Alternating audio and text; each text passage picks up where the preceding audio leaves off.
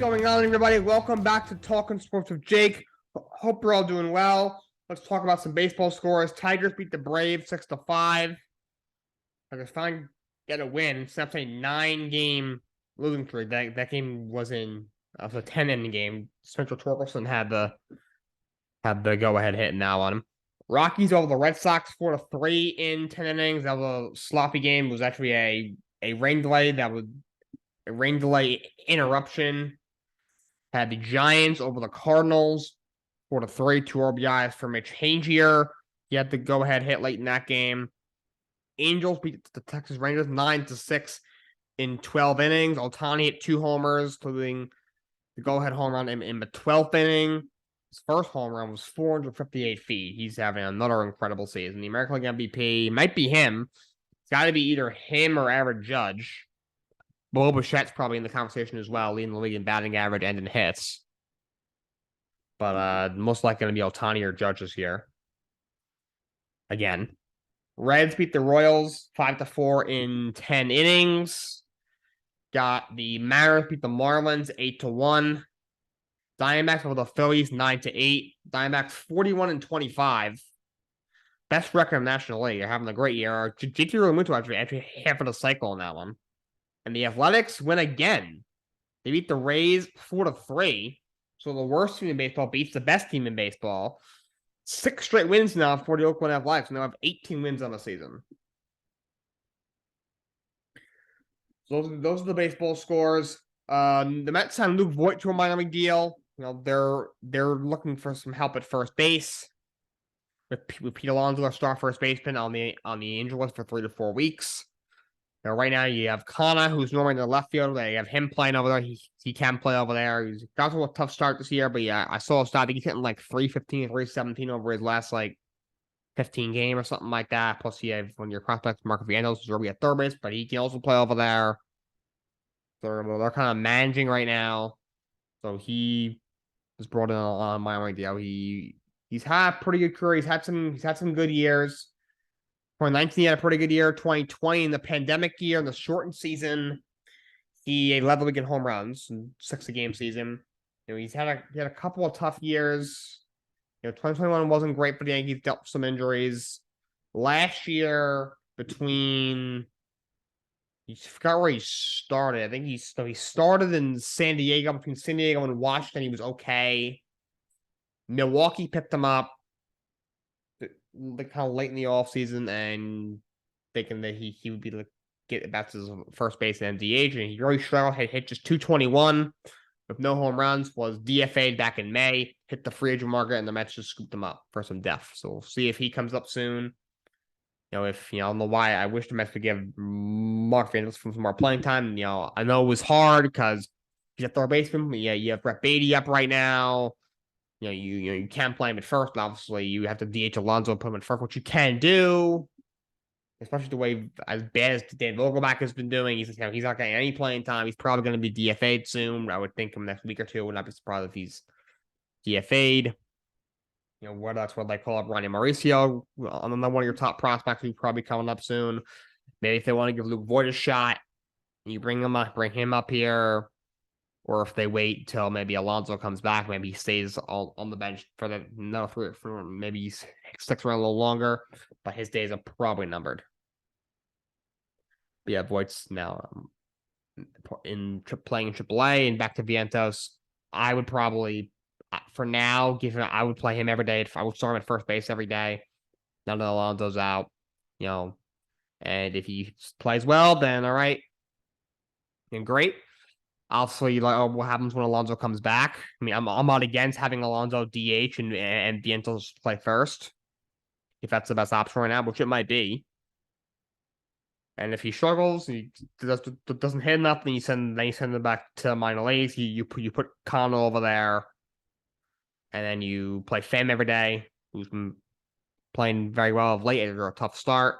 And DH, you can kind of move it around. You can, DH Alvarez and play Narvaez. You can, if you want to maybe DH Pham, you move McNeil out to the outfield. And you give Guillorme a spot start or Escobar a spot start. You can DH Escobar. You can, for now, move it around until either maybe Cole Mauricio or Alonso comes back or something.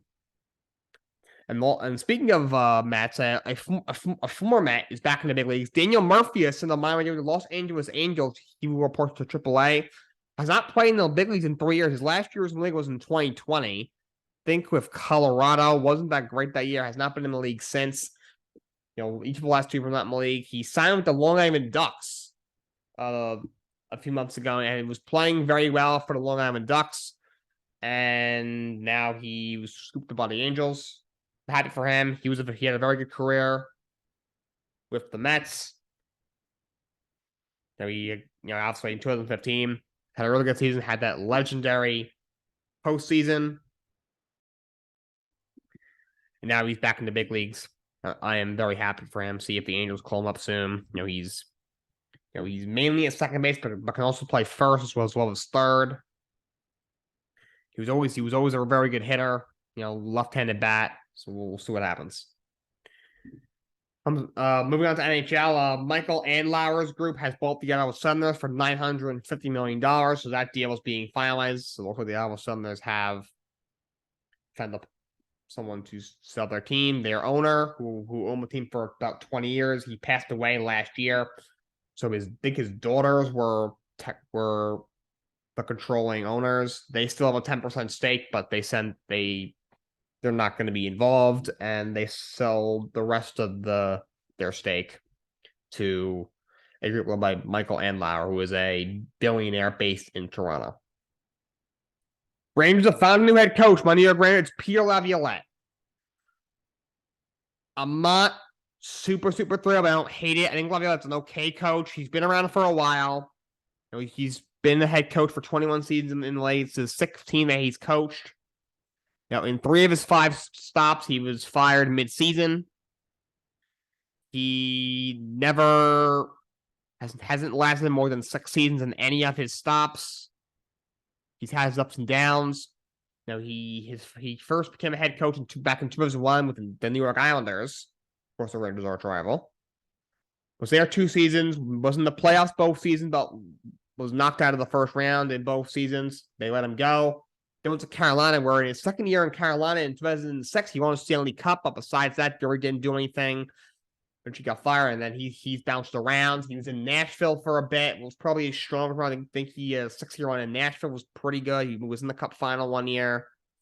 I think he's been to the Cup final 3 times, and then he got the 1 ring into Carolina in 2006.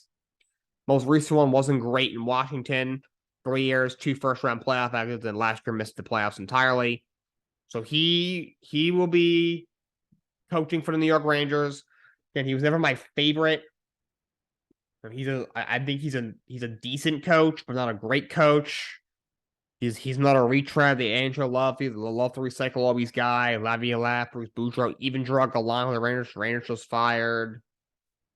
All these guys, but they need to change Gallant. I know last year, I've been on the record saying I probably should have been coach of the year last year when he finished 3rd in the voting. But this year, I don't really know what he was doing. He changed the lines. It felt like every game, sometimes even mid-game. The team was way too talented to lose in the first round, and they needed a change, and they got it. So we'll see what happens. But so far, I think it's an okay hire. Could have been better, but he's a steady presence. So we'll see if that's maybe what they need. Then maybe something more. We shall see what happens. Congratulations to the Denver Nuggets as we move on to basketball. The Denver Nuggets are your 2023 NBA champions. Congrats to them. Nikola Jokic had an absolutely incredible season. I thought he should have been MVP over Joel Embiid, but he wins Finals MVP. Also, no discussion there. He averaged 30 points and 14 rebounds in the series, had 28 points and 16 rebounds in Game 5. Denver clinches it at home. They are your 2023 NBA champions. Denver's a really well-built team. You got, I could argue, the perfectly built team. They're not a super team by any means. You have a superstar in Jokic, got the perfect co-star for him in Jamal Murray, who's a great story. He had the torn ACL 2 years ago. He asked Mike Malone, are you going to trade me? He referred to himself as damaged goods. And then Malone said, no, we're not going to trade you. We're going to help you get better. And they did. And then 555 days later, he helped lead the Nuggets to a championship. He was phenomenal during the postseason. Was very good in the regular season. Didn't get a ton of hype. He was kind of in that lab a little bit. Still kind of recovering from that injury. I think at first they weren't letting him play back to back, possibly, but in the postseason he was incredible. These older role players, they got Michael Porter Jr., Aaron Gordon, Bruce Brown, all these guys fitting really nicely and led to a championship. Shout out to the Heat, incredible run for them. 8 seed, almost lost in the plans. There's a graphic that's been going viral. It was the Bulls led the Heat by 3 with like 2 minutes left of the 8 seed playing winner go home 8 seed playing game. But mine was able to come out on top and then incredible run. But NBA season is over. Denver Nuggets, they are your champs. We've got a very interesting offseason. A lot of big names that could be moved. There's rumors about, Damian Lillard and Portland, of course. Does he want to be here? Does he not want to be there? I'm hearing Karl-Anthony Towns in Minnesota could be moved. I'm hearing maybe Trae Young in Atlanta. I'm hearing he could get moved. Now we got Dejounte Murray could be available in Atlanta as well. They just traded for him last year. So they'll see a lot of superstar movement around the league. Fred VanVleet just opted out of his contract. He declined his $22.8 million player option. He will be an unrestricted free agent. We'll see where he goes. So should be a very exciting offseason, but starts now. Denver Nuggets are your champs. Got the draft coming up soon. We assume the Spurs are going to take Victor Wembanyama. I'm hearing we could see a bunch of trades. Hearing Sharks lean towards taking Brandon Miller over Scoot Henderson. I heard the Pelicans want to move into the top 3 to take Scoot. Who do I give up? Could Brandon Ingram be a guy you give up? How could Zion get moved? Who knows? But I think we'll have a very exciting offseason, and it starts now. On to football, Adrian Amos has signed a 1-year deal with the Jets for $4 million. I like the signing. Amos is a very good starting safety. And they also made the trade a while back to get Chuck Clark. So Jets are already really good defense, upgrades both their safety spots from last year. Very happy about that. Stefon Diggs was not at minicamp, which was very interesting. Does not mean because at the end of last year, out in the playoff loss to Cincinnati, you saw Diggs look visibly frustrated with Josh Allen. And then, he had some social media activity, kind of like calling out people who called out the clip that everyone saw of him looking mad at Josh Allen. Basically saying he basically said why you can't expect it to be happy when we keep losing to Mahomes and Burrow in the playoffs every year. There was speculation: could he be a guy who gets traded? Is he unhappy there? But heck, Sean McDermott said he was very concerned. I don't blame him. There's no contract issue. The Bills gave him a 4-year, $84 million extension only last offseason, so there's no contract issue there. Him and Josh Allen, as of at least before the playoff loss last year, we looked like it was clear that they were very close friends. But now they got some stuff going on. His agent said that he will be there the entirety of the minicamp. I heard he was there yesterday. He took a yesterday. He took a physical. He was there this morning. Apparently, both days he was talking with the coaches and even the general manager of the Bills. But right before the actual practice starts, he went home. So I'm not sure what's going on. Josh Allen said that the Bills and Diggs are working through some non-football issues. I'm not sure what that means. I don't think it's a contract thing. He just got his contract last year. I don't know what else it could be. He's just overall unhappy. I don't know what it is, but something's going on, and only time will tell. See how that plays out. Chris Jones is also holding out. Chiefs All-Pro defensive tackle has 1 more year left on his deal, and he'll be a free agent next year. He's due $19.5 million this year. Chiefs have said they're open to extending him. It appears that that's what he wants. He is holding out. Definitely holdout season. It's mandatory mining camp. You see a bunch of guys. You see Saquon Barkley with the Giants. You got who else you got? Obviously now Diggs. Something is going on with him. Chris Jones, Hunter with the Vikings. You see a bunch of guys holding out. By the way, Dalvin Cook said he wants $10 million a year. I don't think it's going to happen. He wants somewhere where he's going to be one, so we'll keep your eye on that. There's a lot of back out there. Dalvin Cook's available. He's one of the best backs in the league. I would say he's at least still a top 10 back in the NFL. Leonard Fournette, I think, is still pretty good. He's out there. Zeke is definitely past his prime, but he can still be a good goal line back. He's out there. We'll see what happens. DeAndre Hopkins remains a free agent. He visited the Titans. Then he visited the Patriots. He visited the Titans again the other day. He said they had a very good meeting, but did not strike a contract. But they said they will remain in touch. And now he's going to have a 2-day visit with New England Patriots. And their sort of quarterback Mac Jones said they would love to have him. So we shall see what happens with DeAndre. Right now, it looks like he's either going to New England or Tennessee. Before I wrap up, so I want to talk about the RBC Canadian Open, which concluded on Sunday. Nick Taylor made a 72-foot putt on the fourth playoff hole to win. He is the first Canadian to win the RBC Canadian Open since 1954. It was very emotional after in the interview around there on the golf course right afterwards. Incredible finish, incredible tournament. Congrats to him. The U.S. Open starts this Thursday. Rory McIlroy and Brooks Koepka are pairs together. Obviously the first. Not only this is the first major since the LIV and PGA merger, and obviously Rory McIlroy has been the most outspoken critic on LIV golf, and Brooks Koepka has been one of the more. He's one of the biggest, if not the biggest name to depart for the PGA for the LIV Tour, and he's been pretty outspoken on his support for LIV golf as well. So very, very interesting. See what happens. By the way, a letter to Congress was leaked from Jay Monahan. He says he did not use the term merging with LIV Tour. He says that basically they unified the game of golf for the better. They're basically saying we couldn't outspend them, so opposed to continuing to clash with them when we'll never, be them financially. Let's just all right. You do your thing, I'll do my thing. Let's stop clashing. Is what it is, but that's apparently what's going on. And before I sign off, the other day, I think it was over the weekend, the Iron Sheik passed away, one of the all-time great wrestlers. Had a zillion different suplexes, one of the great wrestlers of all time. It doesn't get talked about nearly enough because he was a guy way back in the day. I think back in the 70s. One of the all-time greats. Rest in peace to the Iron Sheik. All right, that's all I got for you guys today.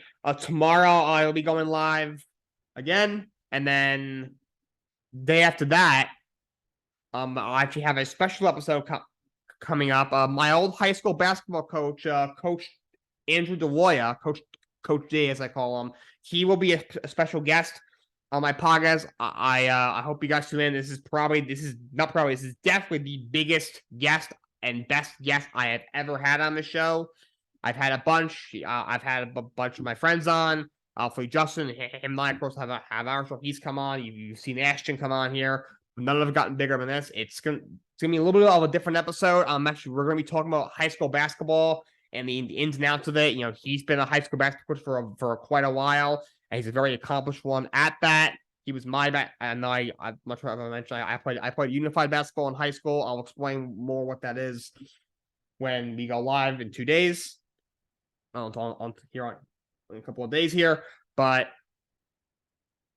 he was my coach, and he's probably the best coach I've ever had. He had the most impact of any coach that I've ever had, and I've had a lot of coaches, playing. I played baseball when I was younger, up until I was about 15. I played basketball in high school. I played golf in high school, so I've had a lot of coaches, and he's probably had the biggest impact on me of anyone.